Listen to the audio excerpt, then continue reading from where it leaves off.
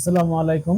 অবশেষে ওয়ানপ্লাস বাংলাদেশে অফিসিয়ালি তাদের একটি ফোন লঞ্চ করলো এবং মেড বাই বাংলাদেশ। এবং এই ফোন লঞ্চ করার সাথে সাথে তারা কিন্তু একটা গুড নিউজও দিচ্ছে। তা হলো, আমরা যারা ওয়ানপ্লাস এর নাম শুনলেই গ্রিন লাইনের ভয় পেতাম, এই ফোন দিয়ে কিন্তু তারা যে গ্রিন লাইনের ভয় থেকে জয় করার জন্য আমাদের কাছে নতুন একটা ফোন লঞ্চ করলো। সেটা হলো OnePlus Nord N30 AC 5G। অনেক বিশাল বড় একটা নাম। আসলে বিশাল বড় নামের সাথে বিশাল বড় কাজও করে দেখাবে ওয়ানপ্লাস, সেটাই বলেছে। আসুন তাহলে জেনে নেই এই বিশাল বড় কাজটা কি করতে যাচ্ছে। বাংলাদেশে তারা এটি একটি ভেরিয়েন্টে লঞ্চ করতে যাচ্ছে, তা হলো 4 128 GB ভেরিয়েন্টে, যার দাম হলো অফিসিয়ালি বাংলাদেশে 15,999 টাকা, তার মানে 16,000 টাকা। এই 16,000 টাকা বাজেটে ওয়ানপ্লাস আমাদেরকে কি দিচ্ছে, আসুন আমরা এটা খতিয়ে দেখি। 16,000 টাকা বাজেটে ওয়ানপ্লাস প্রথম যে প্রমিসটা করছে তা হলো এই ফোনে তারা গ্রিন লাইনের যে ইস্যুটা আছে সেই ইস্যুটা থেকে মুক্তি দিবে আমাদেরকে। আর এখানে গ্রিন লাইন থেকে মুক্তি দিবে সেটা বলছে, কিন্তু এখানে কিন্তু তারা ইউজ করছে একটা আইপিএস এলসিডি প্যানেলের ফুল এইচডি প্লাসের ডিসপ্লে। আপনারা জানেন কিনা তা জানি না, আসলে আইপিএস এলসিডি প্যানেলের ডিসপ্লেতে কিন্তু এ পর্যন্ত কোনো গ্রিন লাইন আসে নাই। যত গ্রিন লাইন আছে তা কিন্তু সব অ্যামোলেড ডিসপ্লেতে। আর এখানে যেহেতু আইপিএস এলসিডি প্যানেলের ডিসপ্লে দিচ্ছে, সুতরাং এখানে গ্রিন লাইন আসার সম্ভাবনা এমনিতেই নাই বা পরেও আসবে না। কিন্তু আমার কাছে যেটা মনে হচ্ছে যে ওয়ানপ্লাস এর অ্যামোলেড যে ডিসপ্লে সেই ফোনগুলা এখানে লঞ্চ করলে এবং তাতে যদি গ্রিন লাইন না পড়ে, তাহলেই আমরা বুঝবো আসলে ওয়ানপ্লাস গ্রিন লাইন থেকে দূরে সরে যাচ্ছে।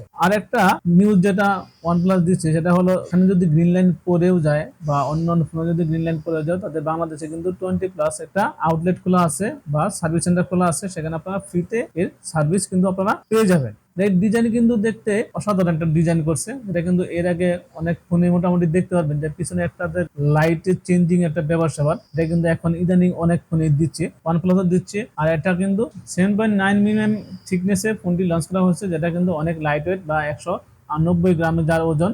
দেখতে কিন্তু বেশ স্টাইলিশ এবং স্লিম ফোন। এটি ব্ল্যাক শাটিন এবং সায়ান এই দুইটা কালার ভেরিয়েন্টে কিন্তু লঞ্চ করা হয়েছে। আর এই 16,000 টাকা বাজারে কিন্তু এখানে পেয়ে যাচ্ছেন নয়েজ ক্যান্সেলেশন মাইক, যেটা কিন্তু এখন 15 20 25 হাজার টাকা ফোনে অনেক কোম্পানি কিন্তু দিচ্ছে না, যেখানে ওয়ানপ্লাস কিন্তু তাদের প্রথম ফোনে দিচ্ছে। আমরা চাই এর ভবিষ্যতেও যেন যত ফোন লঞ্চ করবে তারা এই বাজেটে এবং এমন স্পেসিফিকেশনও যেন দিয়ে ফোনগুলা লঞ্চ করে। এবার সে ডিসপ্লে, এখানে 6.72 ইঞ্চি ফুল এইচডি প্লাসের একটি বড় আইপিএস এলসিডি প্যানেলের ডিসপ্লে ইউজ করা হয়েছে এবং সাথে কিন্তু থাকছে 90 Hz রিফ্রেশ রেট, যেটা কিন্তু অবশ্যই একটা ওয়ানপ্লাস কিন্তু এখানে একটা থামস আপ পায়। আর এখানে কিন্তু কর্নিং গরিলা গ্লাসের প্রোটেকশনও পাবেন। আর এটি অবশ্যই একটি পাঞ্চুল ডিসপ্লে, অন্যান্য ফোনের মতো কিন্তু এখানে নস দেয় নাই। আর এর পিপিআই কিন্তু 392 পিপিআই হতে আপনারা কিন্তু ভিজিবিলিটি খুবই ভালো পাবেন। এর ব্রাইটনেস হচ্ছে 500 নিটস, যেটা একটু কম মনে হলেও ইনডোরে কিন্তু ভালো ভিজিবিলিটি পাবেন। আউটডোরে হালকা একটু স্ট্রাগল করতে হতে পারে, তবে ইনডোরে কিন্তু ভালো কালার বা ভালো অ্যাকুরেসি আপনারা পাবেন। আর এখানে পাবেন ওয়াইড বিন L1 এর সাপোর্ট, যেটা কিন্তু অবশ্যই ভালো একটা দিক। আর ফোনটি কিন্তু লঞ্চ করা হয়েছে Android 13 ভার্সনে। এর আরো দুইটা আপডেট পেয়ে যাবেন, মানে Android 15 পর্যন্ত আপনারা আপডেট পাবেন। আর এখানে কিন্তু 36 মাসের ফ্লুয়েন্সি টেস্ট দেওয়া আছে টিউবি সুট থেকে, এটা কিন্তু 36 মাস আপনারা উইদাউট লেগ হিসেবে আপনারা ফোনটিকে ইউজ করতে পারবেন। আর এখানে যে মজার যে বিষয়টা সেটা হলো এর ইউআই। আপনারা জানেন ওয়ানপ্লাস এর ইউআই কিন্তু আসলে অনেক স্মুথ।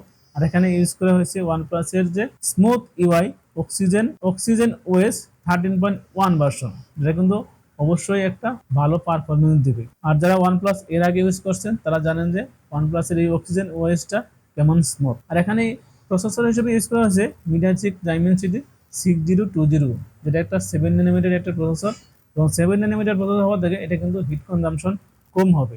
আর মিডিয়াটেকের 6020 প্রসেসরটা কিন্তু এটা আসলে অনেকেই চিনেন না, এটা কিন্তু আসলে মোটামুটি গেমিং লেভেলের একটা প্রসেসর, যেটা কিন্তু এই বাজেটে আমার মনে হয় খুব ভালো একটা প্রসেসর। এই ফোন দিয়ে কিন্তু আপনারা মোটামুটি লেভেলে গেমিং করতে পারবেন। আর এখানে জিপিইউ পাবেন মার্লি G57। আর এখানে জাইরোস্কোপ থাকায় কিন্তু গেমিং এ আলো ভালো পারফরমেন্স আপনারা পাবেন। এখানে কিন্তু পাবজি, ফ্রি ফায়ার আপনারা ফুল এইচডি গ্রাফিক্সে খেলতে পারবেন। ফুল এইচডি গ্রাফিক্সে খেলতে গেলে কিছুটা লেগ পাবেন, কিন্তু এইচডি গ্রাফিক্সে কিন্তু আপনারা খুব ভালোভাবে খেলতে পারবেন। এবার সে ক্যামেরায়, এখানে কিন্তু এর রেয়ারে কিন্তু দেখেন দুটা ক্যামেরা দেওয়া আছে। এটা হলো 50 মেগাপিক্সেলের মেইন ক্যামেরা, আর এটা হলো 2 মেগাপিক্সেলের একটা ডেপথ সেন্সর। এখানে 50 মেগাপিক্সেলের যে মেইন ক্যামেরা দেওয়া আছে, এখানে এই ক্যামেরাতে কিন্তু আপনারা মোটামুটি লেভেলের ছবি তুলতে পারেন, খুব আহামরি লেভেলের ছবি কিন্তু আপনারা তুলতে পারবেন না। আর ডেপথ সেন্সর দিয়ে বুঝেনি ডেপথ সেন্সর আসলে কাজ কি, কোম্পানি ভালো জানে, আমি আসলে খুব একটা ভালো জানি না। এখানে কিন্তু আপনারা অটো ফ্লাশ, এইচডিআর, প্যানোরামা সব মোডই আপনারা পেয়ে যাবেন। আর ফ্রন্টে থাকছে 8 মেগাপিক্সেলের একটি সেলফি ক্যামেরা। সেলফি ক্যামেরা দিয়ে আপনারা মোটামুটি এভারেজ লেভেলের পারফরমেন্স পাবেন। আর এখানে কিন্তু 1080p-তে 30fps ভিডিও করতে পারবেন সর্বোচ্চ। আর এখানে কিন্তু এর যে স্টেবিলিটি দেওয়া আছে, যদি ইউআইএস বা ওআইএস নাই, তবে স্টেবিলিটি কিন্তু ভিডিও স্টেবিলিটি কিন্তু মোটামুটি ভালোই। আর এখানে সবচেয়ে ভালো যে বিষয় জিনিসটা আমার ভালো লেগেছে তা হলো এখানে কিন্তু 5000 মিলিঅ্যাম্পিয়ারের তারা একটা ব্যাটারি দিছে, এবং এই 5000 মিলিঅ্যাম্পিয়ারের ব্যাটারিকে চার্জ করার জন্য তারা কিন্তু 33 ওয়াটের একটা ফাস্ট চার্জার দিয়েছে। এই 16,000 টাকা বাজারে 5000 মিলিঅ্যাম্পিয়ারের ব্যাটারি এবং 33 ওয়াটের ফাস্ট চার্জার কিন্তু অনেকেই দিচ্ছে না। এখন তো ওয়ানপ্লাস তাদের প্রথম ফোন হিসেবে যেহেতু দিচ্ছে, আমরা চাবো যে তারা ভবিষ্যতে যত ফোন লঞ্চ করবে তত ফোনে যেন এরকম স্পেসিফিকেশন দিয়ে তারা লঞ্চ করে। আর এখানে কিন্তু ইউজ করা হয়েছে ব্লুটুথ 5.3, বুঝেন কিন্তু ব্লুটুথ 5.3 ইউজ করা হয়েছে। আর এখানে কিন্তু এনএফসি আছে, সাইড মাউন্টেড ফিঙ্গারপ্রিন্ট, যেটা কিন্তু মোটামুটি ভালোই কাজ করে। আরেকটা বিষয় সেটা হলো এখানে কিন্তু পাবেন আপনার ডুয়েল স্টিরিও স্পিকার, যেটা কিন্তু 300 গুণ পর্যন্ত একটা সাপোর্ট পাবেন। OnePlus বলেছে যারা 300 গুণ পর্যন্ত লাউডনেস আপনারা পাবেন। আল্ট্রা ভলিউম মোড,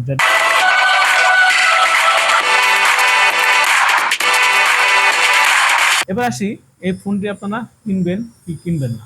আসলে এই ফোন কেনার অনেক কারণ দেখতে পাবেন, যেটা আপনারা এখানে ভালো ডিসপ্লে আছে, এই বাজেটে ভালো ডিসপ্লে, এই বাজেটে ভালো প্রসেসর।